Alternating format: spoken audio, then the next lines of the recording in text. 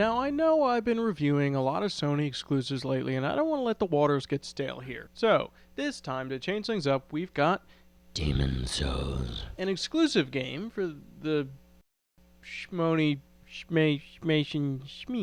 What do you want from my life? Anyways, now, for a long time, I was thinking of reviewing Mega Man 9, of which I have very similar feelings, and thought it a proper platform with which to get my grumpy old-school street cred on. But now, as much as I love Mega Man 9, I can pretty much say the same things on a far more contemporary platform here. So even though this is by all means a Demon's Souls giggity, in some respects, you can think of this as a double review. Demon's Souls. Not simply multiple souls of demons, but actually own souls of demons, of which there are multiple. Fun fact, Demon's Souls is brought to you by ATLUS. ATLUS? ATLUS!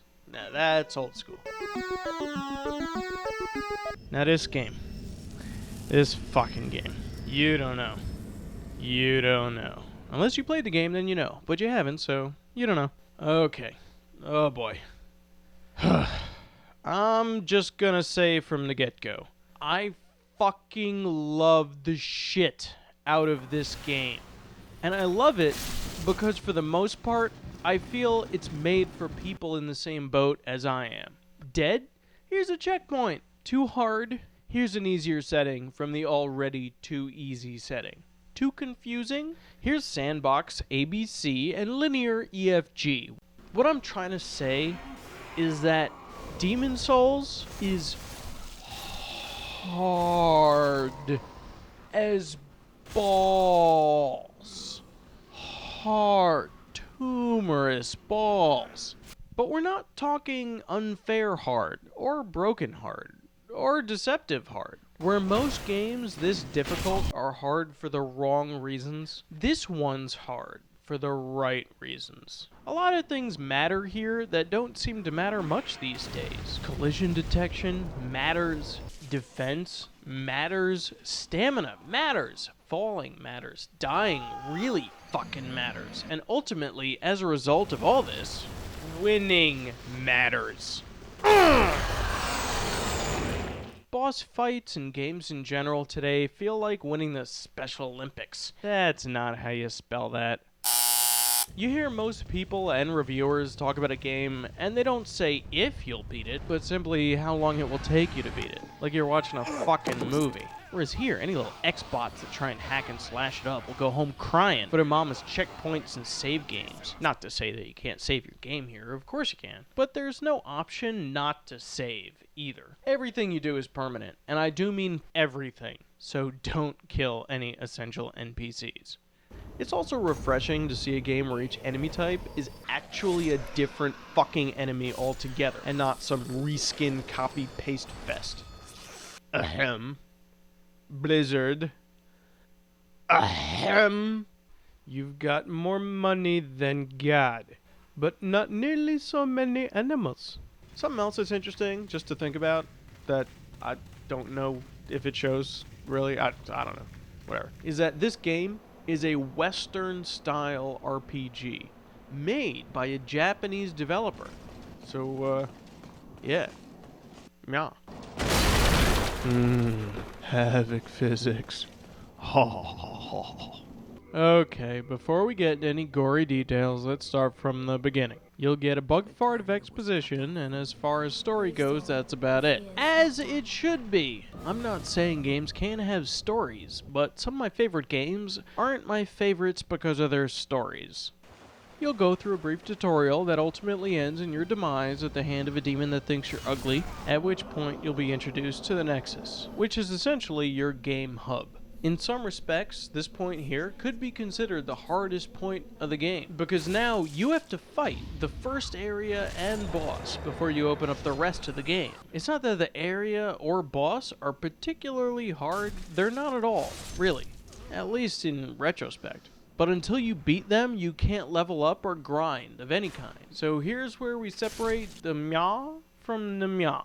A lot of people will, from the outset, hate this game. because it doesn't play itself for them. The player will be required to handle business on their own, defending, attacking, calculating strikes to time stamina, draining attacks from the enemy is off balance, and so on. If you're used to bang bang slash slash win win, then you can poop poop, cry cry, go home. A testament to a good game is that it makes you get better. Kind of like playing Smash with friends. You either get better and hold your own, or you go home and cry about it.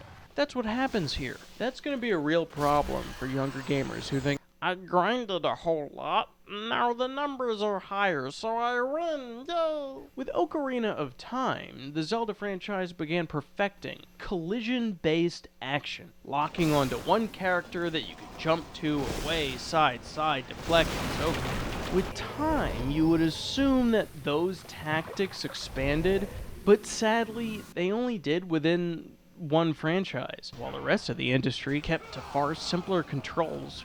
Even though dying will send you back to the beginning of the level, you can permanently open up gates and such, giving you nice little shortcuts. Back to the hardcore. How hardcore, you ask? You can't even sell shit. Any item you find, you either like it or drop it. End of story. There's only one currency in the game, and that's souls, which you get from fallen enemies. Those souls are spent as both money and experience to level up. And if you die in a game, you get only one shot to regain the souls you collected in the previous playthrough. On top of which, when you die, you return in soul form, with half your health, meaning dying only makes everything harder.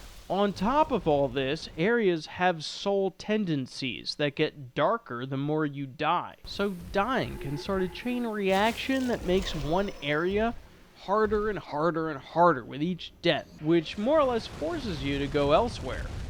On top of all this, in order to regain your life, you need to either defeat a boss demon or use a Stone of Ephemeral Eyes, which are no goddamn common Phoenix Downs. Not hardcore enough for you? You can't pause. Can't pause. Can't fucking pause. Which is actually understandable due to its online components, and not completely tarded like its name was Mortal Kombat. And it actually works out pretty well, since the game enables you to switch weapons and stances on the fly. Which brings us to where shit's about to get weird. Online. You will see hints left by other players as to fall here, do this, do that, don't do this, don't do that. You'll also see white ghostly phantoms of what other players are doing at the same time. And eerie bloodstains, leaving the final moments of other players' lives visible to you in an attempt to avoid their mistakes. Kinda creepy, but also awesome. You can enter other players' games to assist them, and once you kill an enemy boss demon for them, you will return to life and health. And on the flip side of that, if you're alive and in need of assistance, you can summon up to 2 other phantom players to help you out. This is something that you'll probably have to do since the game sports a shit ton of giant ass bosses that are the highlights and hardest parts in the game. And as a result, I'm not going to ruin them, so I'm not going to show them to you. So just take as an example,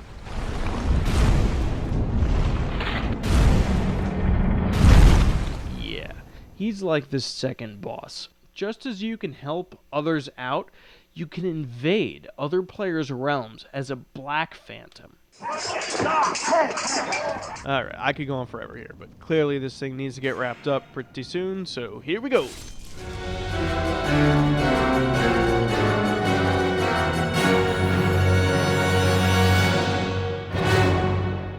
Jenna Jameson Award. Because she's so hardcore, it'll be damned intimidating at first. But if you stick with her, she'll teach you a thing or two.